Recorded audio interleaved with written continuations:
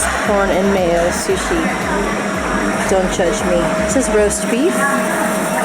This is the salmon, but with onions and mayo on top. It's so good.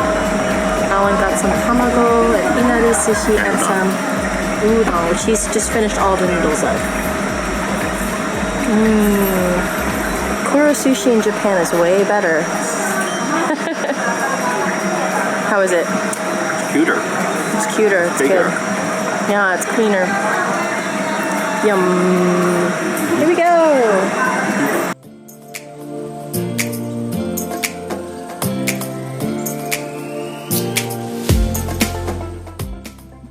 We ended our meal with some kakigori, which is shave ice with strawberry. Alan loved it.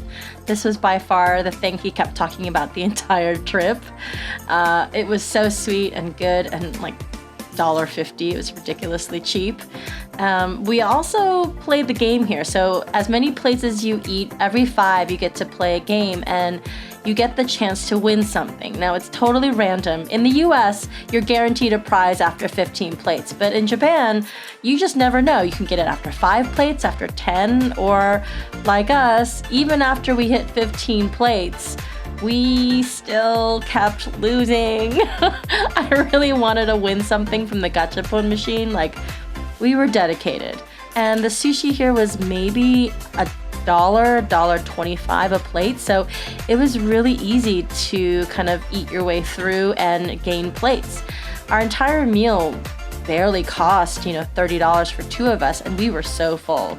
But again, we left losers, didn't get a single gachapon, but that's okay because we just went and got our own anyway.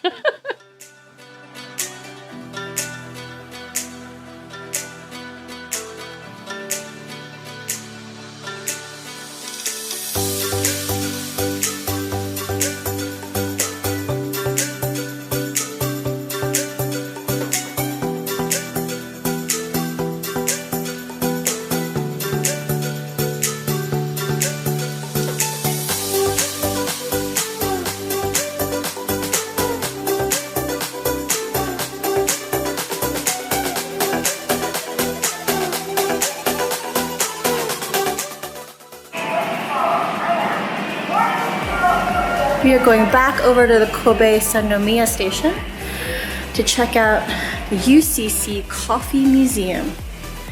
It's the museum of the iced coffee that I really love at Tokyo Disney. Discovered, hey, they have an entire museum, so we're gonna go check it out. But this is the train station. It's so clean. And everything runs on time. And I think it's very clearly marked. You can kind of find your way around. It's really great. It reminds me a lot of like the Hong Kong underground system. But I think this is way more extensive and more spacious.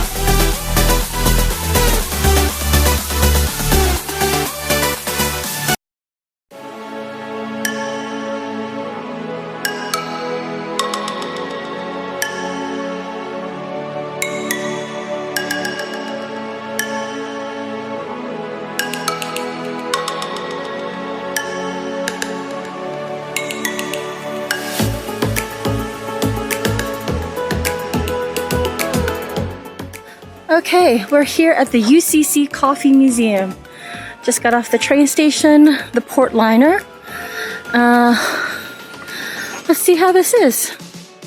The museum itself looks like a strange temple of coffee, like a weird tabernacle. It's the architecture is interesting. Let's see how it is. The UCC headquarters is right around the corner. So let's see, UCC Coffee Road. It's in just this little neighborhood. Alright, there is an entry fee of 300 yen a person. Inside the UCC Museum, we get a free tasting. Tasting here. You're double tasting because I'm not going to drink coffee. Alan doesn't drink coffee, but you're supposed to taste it. Compare the color difference. Hot blue is pink, cold is blue. Cold is blue, hot is... And you're supposed to try the aroma. When you drink, try the blue one first. So blue, pink, blue. Oh, really? I want you to do the cold, hot, and then the cold? Yeah, let's try it. Do the cold. That's weird that they want you to do that. Much more mellow, much fruitier. This is the coffee I had in Tokyo Disney. This is the one. So you like the cold brew better? It's got...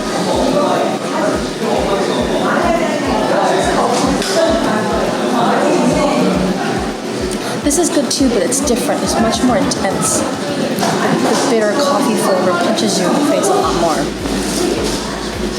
Kind of makes you kind of smack your lips a little. But this one's way smoother. The main museum started on the second floor, so as you went up, there were different sections. Now this is a pretty small museum, but it is chock full of details. There's so much to read and listen to, although the audio guide was mainly in Japanese and a lot of the interactive elements that you wanted to look at on screens were in Japanese. For the most part, the important stuff was actually in English as well. So you could, if you wanted, get the audio guide downstairs. You simply could go on your phone if you wanted. But we chose not to, just wander around and take a look at what was going on. And there really was so much. We spent a good 2 hours in this museum, even though it was, in terms of square footage, small, but there was so much information. We didn't even go through most of the interactive screens that you could see. I learned so much about coffee and the way the company dealt with coffee, and it was just really nice to see how interactive they chose to make this museum when they really didn't have to. But it went through the history of cultivating and growing and how people over the years learned to brew coffee and treat it and ship it all over the world, plus all the ways people chose to drink coffee in their cups, or depending on which kinds of brewing mechanisms they used. They went back centuries, and it was really fascinating.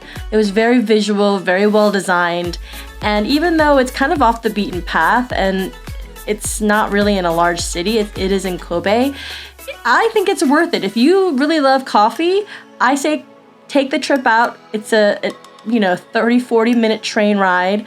If you take the express from Osaka, it's a great day trip. Check out the coffee museum, you get a free tasting, and you learn a heck of a lot about how to grow coffee.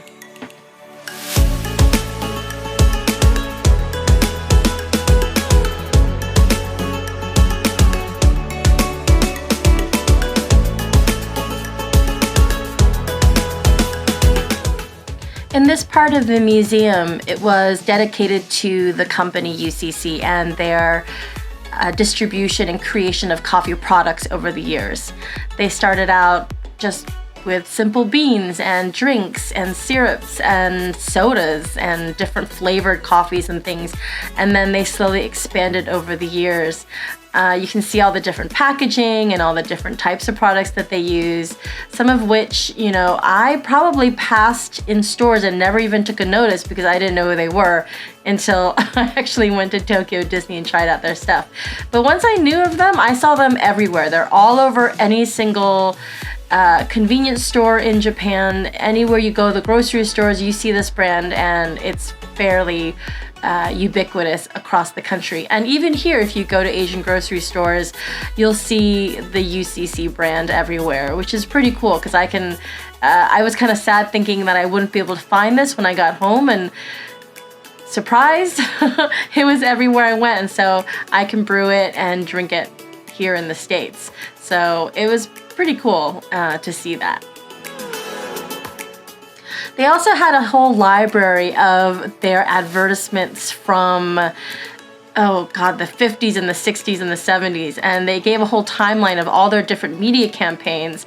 You know, and watching commercials from the 70s where they were super cheesy, or the from the 80s was really funny. And Alan spent a lot of time watching really, really funny commercials about coffee of strangely unrelated things happening, and then they pan over to coffee, and of course, you know, that's what they're advertising. They had very stereotypical kind of Japanese advertising tactics. I mean, there was like a Godzilla character in one of them, there was fighting robots, but you know, it's advertisement.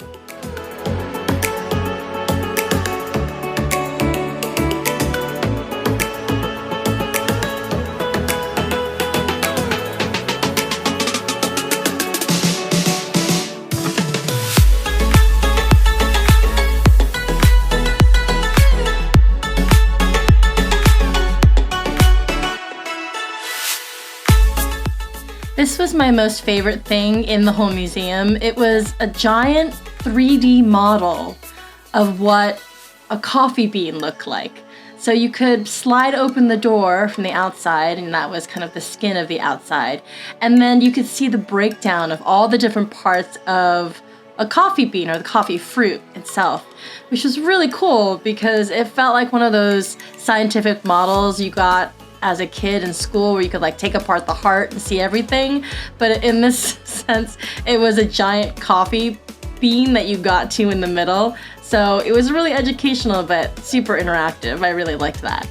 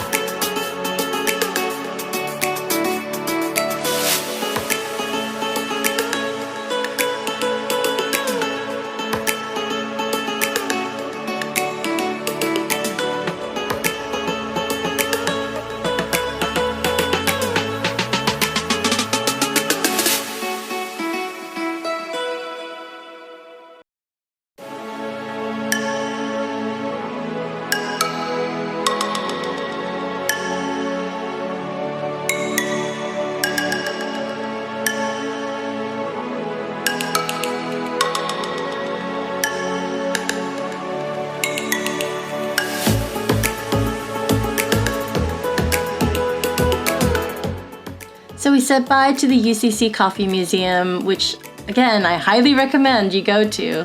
And we wandered back over to the downtown of Kobe to meet up with Jana, who had finished work. We walked over to her apartment and passed along this lovely, lovely river where we got eaten by mosquitoes, and then found a place to kind of chill out. We walked through the shopping districts, saw where Jana lived, where she went to the grocery store, and just took our time walking through before we found dinner. Dinner was at a all-vegetarian specialty restaurant And then afterwards, we just kind of wandered around and went shopping.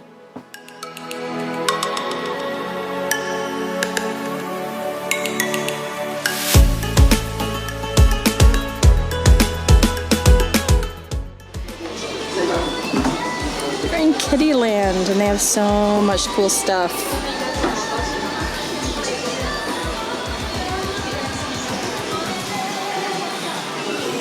Stickers. Cute. Oh my god, so many cars. They have Pikachu and Eevee sitting on the edge of the cup. Okay, I want this. This is the one I want. But also really cute. I know, but no, These only dogs. if you get that one. I would not want this one. This The one's Karage terrible. dog. This Kind one's of like cute. the The bread loaf or the bagel Yeah. dachshund. yeah. This I don't know. I think the poodle rice bowl is pretty cute. Oh, this is. I still think this is the cutest. Jana is gonna go for the 300 yen for the. Yeah, go ahead, twist it. She's gonna see what she gets. She probably has better luck than we do. Yeah, probably does. Well, they're all cute. They're all cute. It doesn't matter. Oh, it's an Eevee. I think it's this. Is it? Is it that one? It's this one. I think it's this, This one. one's so cute. Oh, maybe it's this one. I don't know, they're Which both one is cute. it? They look cute. Oh, it's the original. Oh, Very cute. cute. Cute. Should I leave it in the bag? I'll take it out. Sure. Oh, and it sits on your cup. It's so cute. Yay! It's just Eevee themed week so far. It is, yeah. Eevee plate, Eevee cup, Eevee appearing very large at the Pokemon giant Cafe. Eevee showing up. Yeah. Eevee Town. Or the Beatles.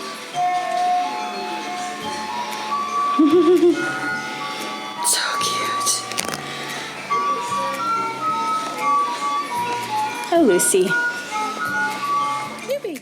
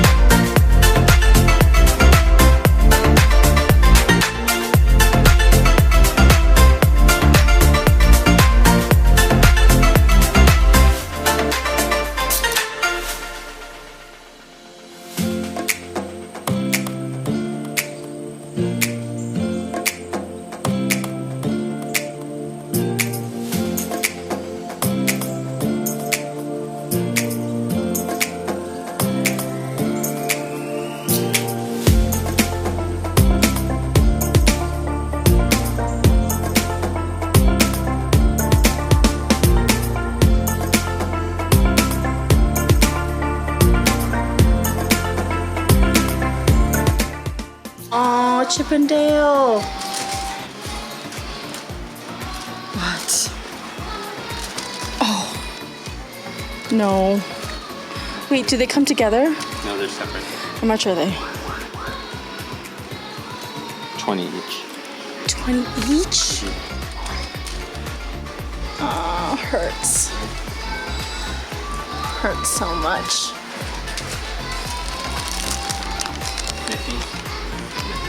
I'm not a big Miffy fan.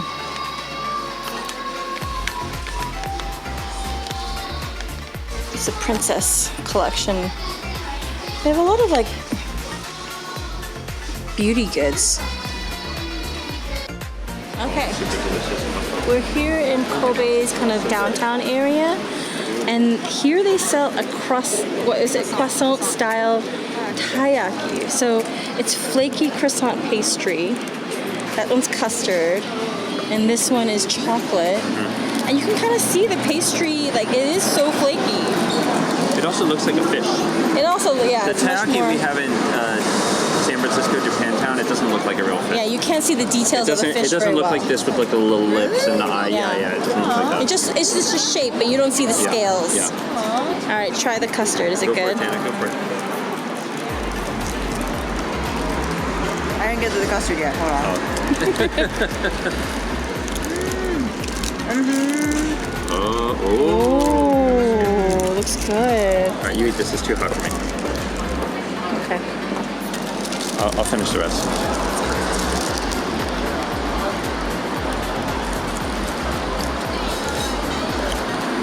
The pastry's so good. It tastes like croissant. It's really buttery and soft. It's not crunchy. It's a little mushy, but it's really buttery. Did you get to the center yet? Or get to the filling? My favorite part of taiyaki is when the pressed bit. It's like super concentrated and crunchy. With the regular pancake waffle mix, it gets like, it tastes like a waffle cone, crunchy, but this one, because it's croissant, it's just like extra dense butter flavor. Did you get to the chocolate part? I just,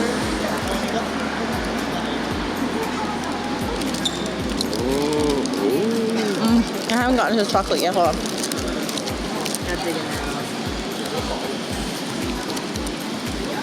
Ooh, whoa. Oh Lord, that's good.